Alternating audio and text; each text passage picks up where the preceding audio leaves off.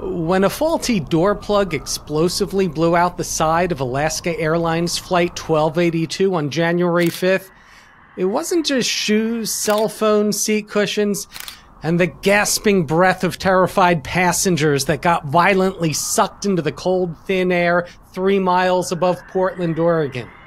No, out through that gaping hole in a spanking new 737 MAX 9 flew the last tattered shreds of Boeing's once lofty reputation. And whatever the proximate cause of the aircraft maker's latest self-described quality escape, the root cause was clear. It was neoliberalism. Neoliberalism is an ideology that attempts to reduce all of human activity to mere market forces, and it was neoliberalism that guided Boeing on its decades-long flight from quality. Given its recent string of near and actual mid-air disasters, it's hard to remember what Boeing was like and how far it's fallen since its heyday. I moved to Seattle in 1992 when it was still embraced by locals as Jet City.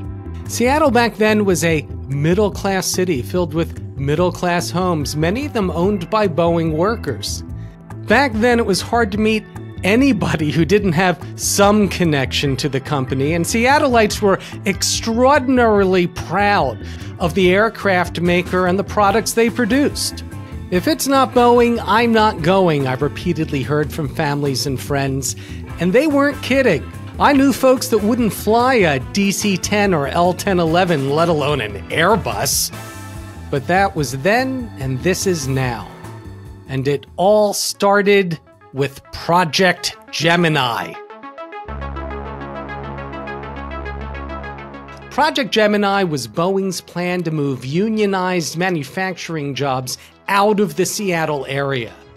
According to a 2009 internal document, its strategy and purpose was, quote, a solution for establishing long-term manufacturing capability outside of Puget Sound, starting with a second 787 final assembly line and progressing to that next new airplane program. You guessed it, it was the 737 MAX. According to this document, Boeing's management was fully aware of the pros and cons of moving these jobs out of Seattle.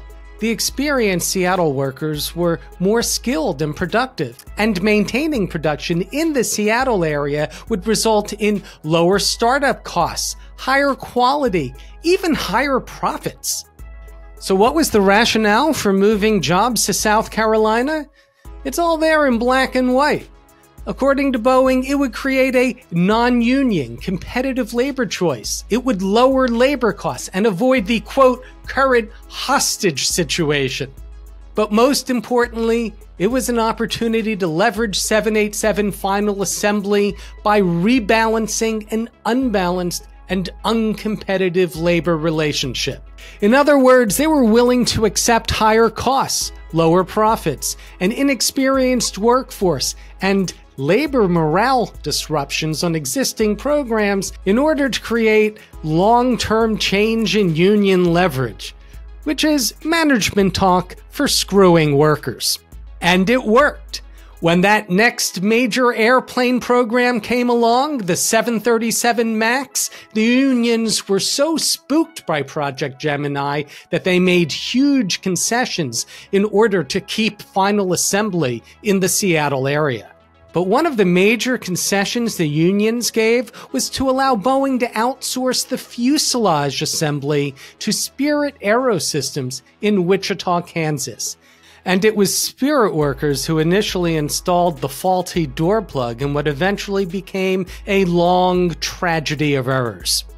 In the end, both Spirit and Boeing were responsible for that door plug blowing out at 16,000 feet. But it's a great example of how an inexperienced and low morale workforce can lead to potentially deadly consequences.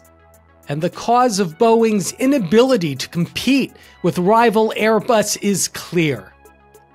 Boeing destroyed its greatest asset, a talented, experienced, well-paid, loyal, and above all, proud workforce. Something that took 70 years to build and only about a decade to fritter away. Seattle, alas, is no longer Jet City. We no longer look up in the sky with pride.